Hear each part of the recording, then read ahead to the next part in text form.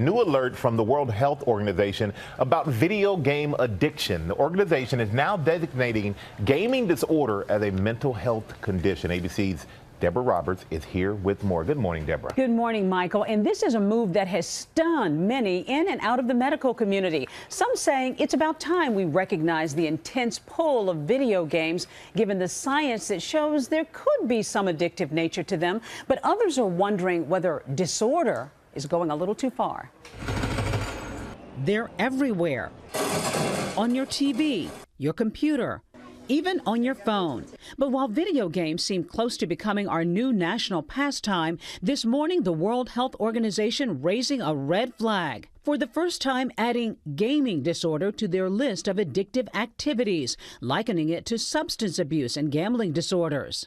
Chris Davis, a dad of 4, saying he was addicted to video games, at one point spending up to 18 hours a day playing in his basement. After therapy and a 90-day detox, Davis is now in recovery, saying learning to set boundaries helped him save his family. I'm a year better, a father, more involved in my marriage. It's been a good year, and here's looking forward to the next.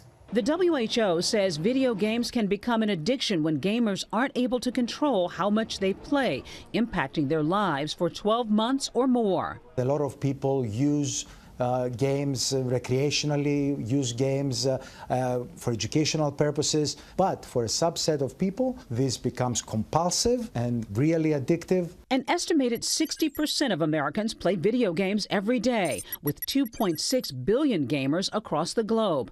But only 3% of them are affected by the disorder, leading some experts to caution that the new classification may lead to a possible misdiagnosis of mental health conditions like depression, anxiety, and stress.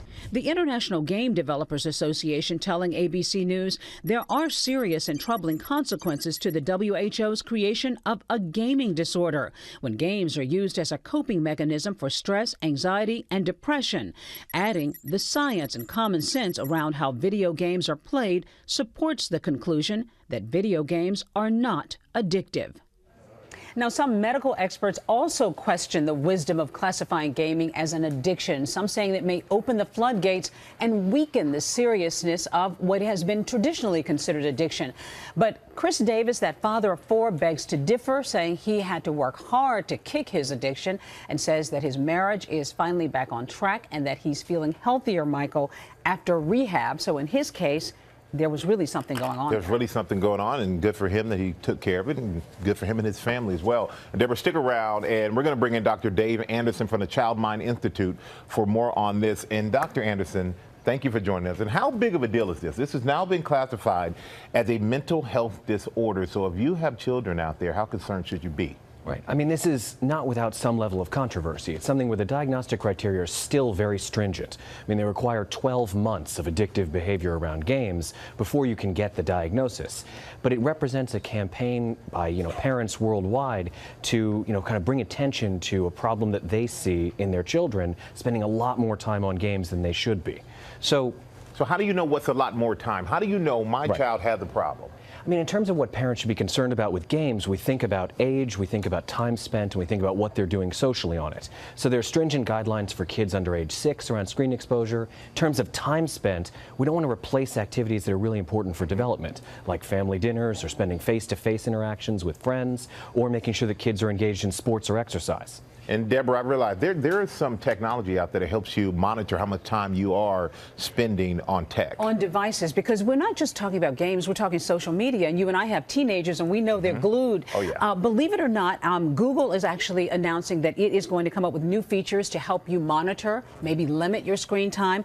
Apple, with its new update, is actually going to have an app called Screen Time to help the user monitor. Not necessarily suggesting an addiction, but suggesting that some people might be spending too much time. And if you are, Doc, and if you realize you have a problem, what is some of your best advice for kicking the addiction? Right.